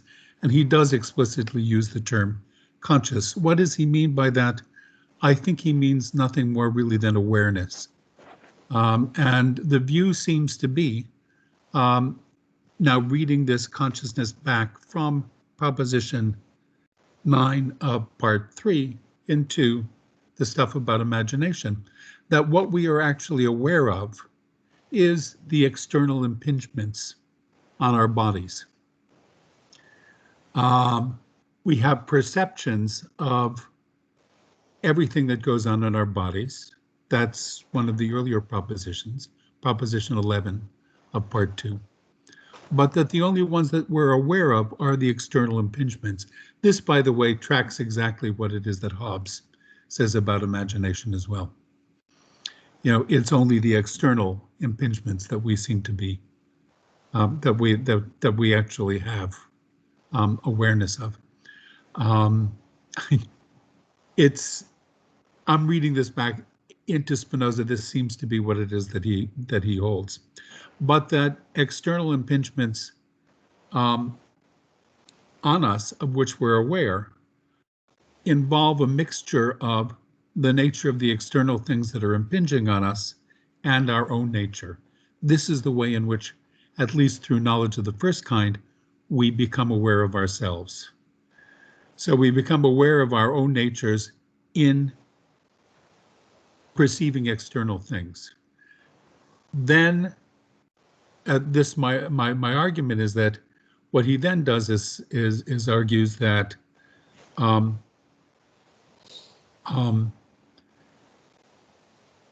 the awareness of my nature is awareness of the conatus for self-preservation, which he identifies, you know, my nature with the conatus in Proposition 7. And then that in turn is identified with the appetite, desire, will in the scholium to Proposition 9 of Part 3, which in turn, and then in turn at the very end in Proposition 57, he says that basically that we are aware of the conatus for self-preservation through our feelings of joy and sadness, which is to say its increase or its decrease in power. Which is to say there is no progression. First we do this, then we do that, then we do the other. It all sort of comes together, and that our awareness of our own natures ultimately comes down to awareness of joy and sadness. That's the argument in any case that I was making. Did you want to respond? Did you want to respond to that, Lisa? Well, I don't want to preclude Tad getting to ask his question. So I have things to say, but I think it will, you know, take up too much time. So I just want to make sure Tad's able to ask his question. But maybe you and I can talk in another context, Dan. Okay. It's too bad we're not together and let you to go out No. for a coffee or dinner or whatever. That's why it is that the in-person thing is so much nicer. Yes. Tad, you can pose your question. Nous pouvons passer à la question de Monsieur Schmaltz, mais vous n'avez pas encore le microphone activé.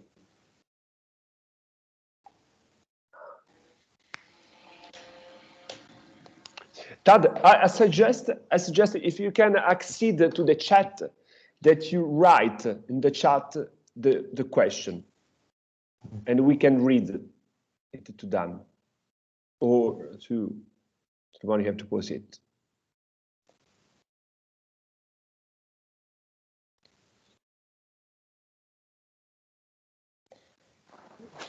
The guests don't have access to chat, Igor. Perhaps Tad. Right. Tad, can you see the leave button? You can look to the left of the leave button for the little microphone thing. Okay, I'm trying to do something. Click that. Okay. Monsieur Schmalz, vous pouvez voir mon écran. La fonction que vous devez utiliser, c'est la fonction que je suis en train d'indiquer.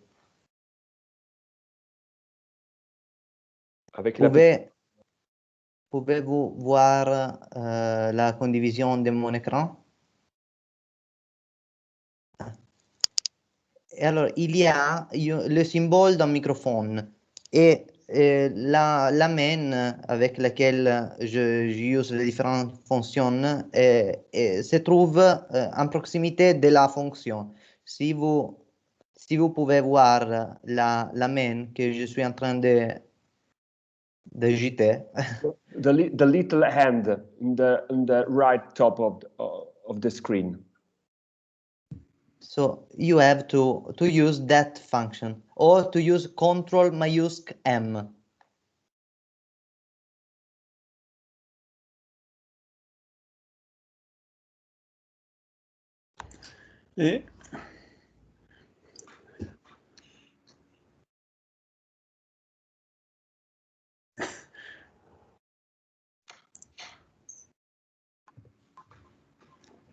The alternative way of activating the microphone is Control and uppercase M, if you want to try that.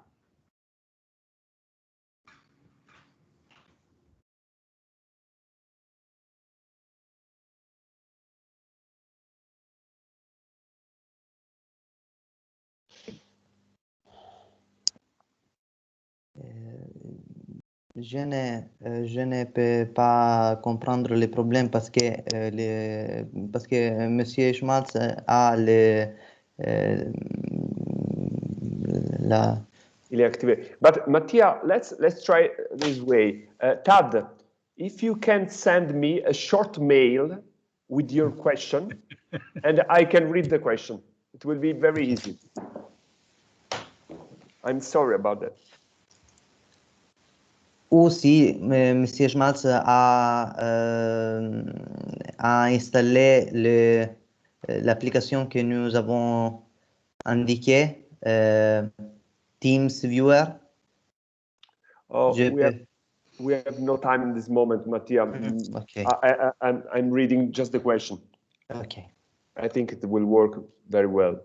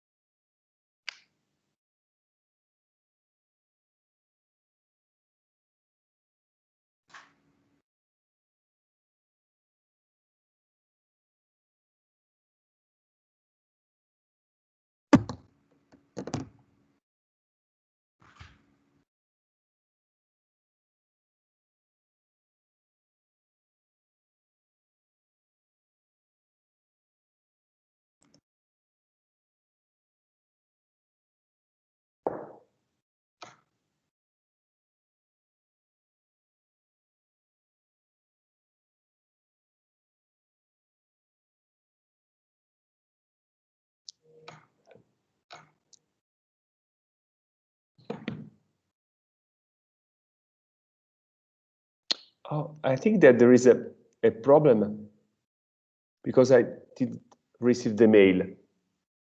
Ah, okay. I think that it's a good idea if now in this moment, Lisa, you can go deeper in your question if you want to, because we have time and Tad is in this moment is not able to reach the microphone. So if you want to continue your question. All right. So I guess I'm trying to sort out, Dan, different, so there seems to be different objects of consciousness, such as it were, right? So I can, and I don't know whether object is actually correct for the first sense that I'm going to mention, which is a self-awareness, right? Whether it's that, I don't think it's that it's just awareness, period. And you can think that joy and sadness is that in virtue of which we have awareness, not of anything, but just awareness simpliciter, that then needs to find an object to be aware of. So sometimes you were talking about joy and sadness as having that role. Then in what you said in answer to my initial question, you suggested that joy and sadness is that through which I'm aware of my nature as the essence of me, which seems to me something different, right? That's a self-understanding of what my nature consists in, right? That is an awareness that takes an object. And then there's another sense of awareness, which I take to be what imagination's about, and that's my awareness of objects in the world. That is, and then there's a question of what that awareness of objects in the world as objects, how that relates to joy and sadness. So what my question was trying to get at was sort of which of those first two, at least, you were trying to articulate. It seems to me that the part 5 of the ethics is after my nature, right? My idea of my nature, but that seems different from what's going on in part 3 of the ethics. So I guess I'm just trying to draw distinctions more than anything. Yeah, it's very, very slippery in Spinoza, because he goes back and forth, I think. And one should be more precise about what's going on, as an expositor, but Spinoza should perhaps be more precise. What he does, I mean, the proposition that begins it all is proposition 16 of part 2. And what he says there is the idea of any way in which the human body, and he uses the word modus. So it could be mode in the technical sense, but I don't think so. The idea of any way in which the human body is affected by external bodies must involve the nature of the human body. And I think that he's talking about the essence there. At the same time, the nature of the external body. So, and that's ultimately what it is, I think, that, joy and sadness ultimately are our awareness of the nature. But what exactly does that mean? It does not mean a sort of knowledge of the, knowledge in the sense of knowing the full details of the essence of the external body and the essence of my own body. But I take that to be, I think what Spinoza means that to be aware of the nature is to be aware of the body itself. But, I'm not sure that I can sort out, when it is that he's talking about. And later in part 5, when he talks about, knowledge of the third kind of the nature, there I think it may be, well, none of us that I know of, I even asked Steve Nadler this morning if he had knowledge of the third kind, and he doesn't. He doesn't, certainly I don't. But one supposes that knowledge of the third kind does involve, a kind of knowledge of the details of the nature.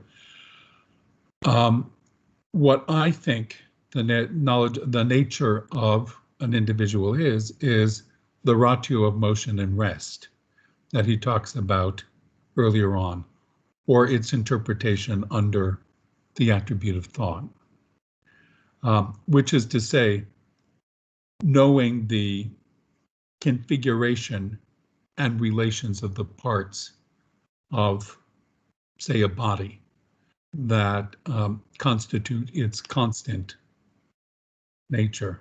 But,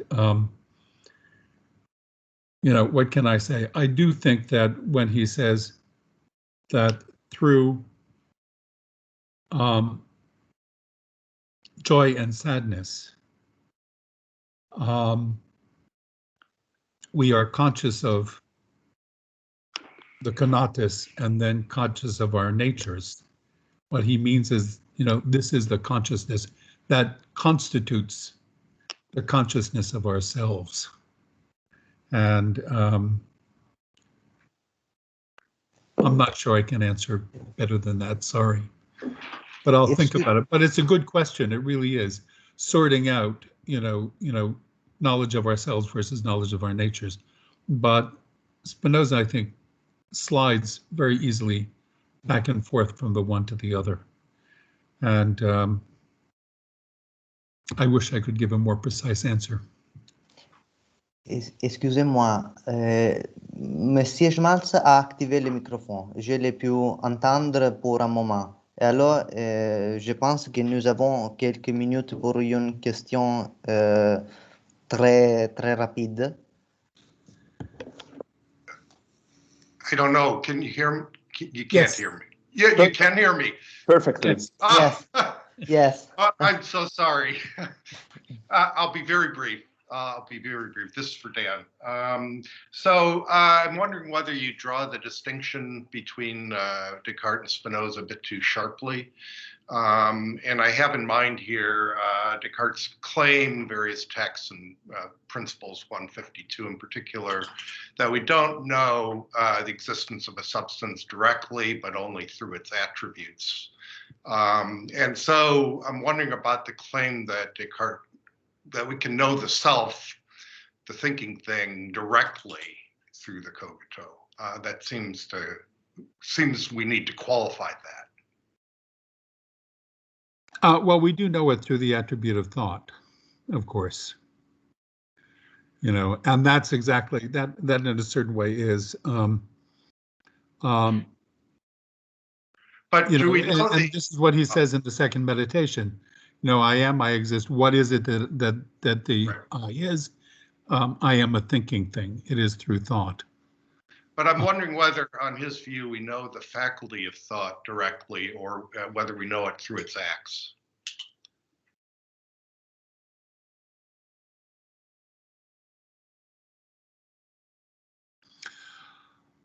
What do you mean through its acts? Particular thoughts. So, when he talks about thought's ambiguous in Descartes between particular acts of thought and the faculty of thinking. And one could take him to be saying that we don't know the faculty directly, but only know it through its acts, particular thoughts. And if so, then it's not the same as Spinoza, but it's closer than you were suggesting. Well, first of all, I'm not sure that it is closer, but we'll talk about that. But first, to get clear on Descartes, thinking about now what it is that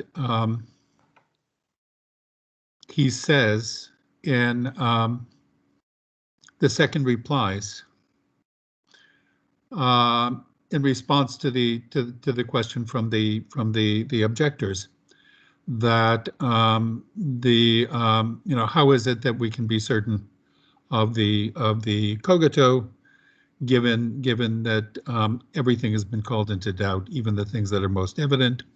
And he replies, well, the cogito is a direct intuition. And he uses, I think, one of the relatively few places in the published writings. Of course, it's really important in the reguli, but in one of the very few places in the published writings where Descartes actually uses the word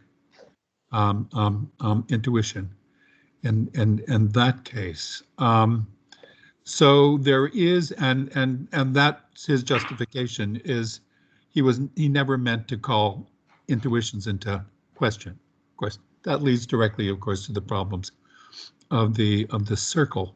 But leaving that aside, it does seem that he wants to say that he does not want to say explicitly there that we infer the existence of the self from perceiving its properties. In the form of a syllogism, I think, every thought needs a thinker, therefore I, the thinker, exists.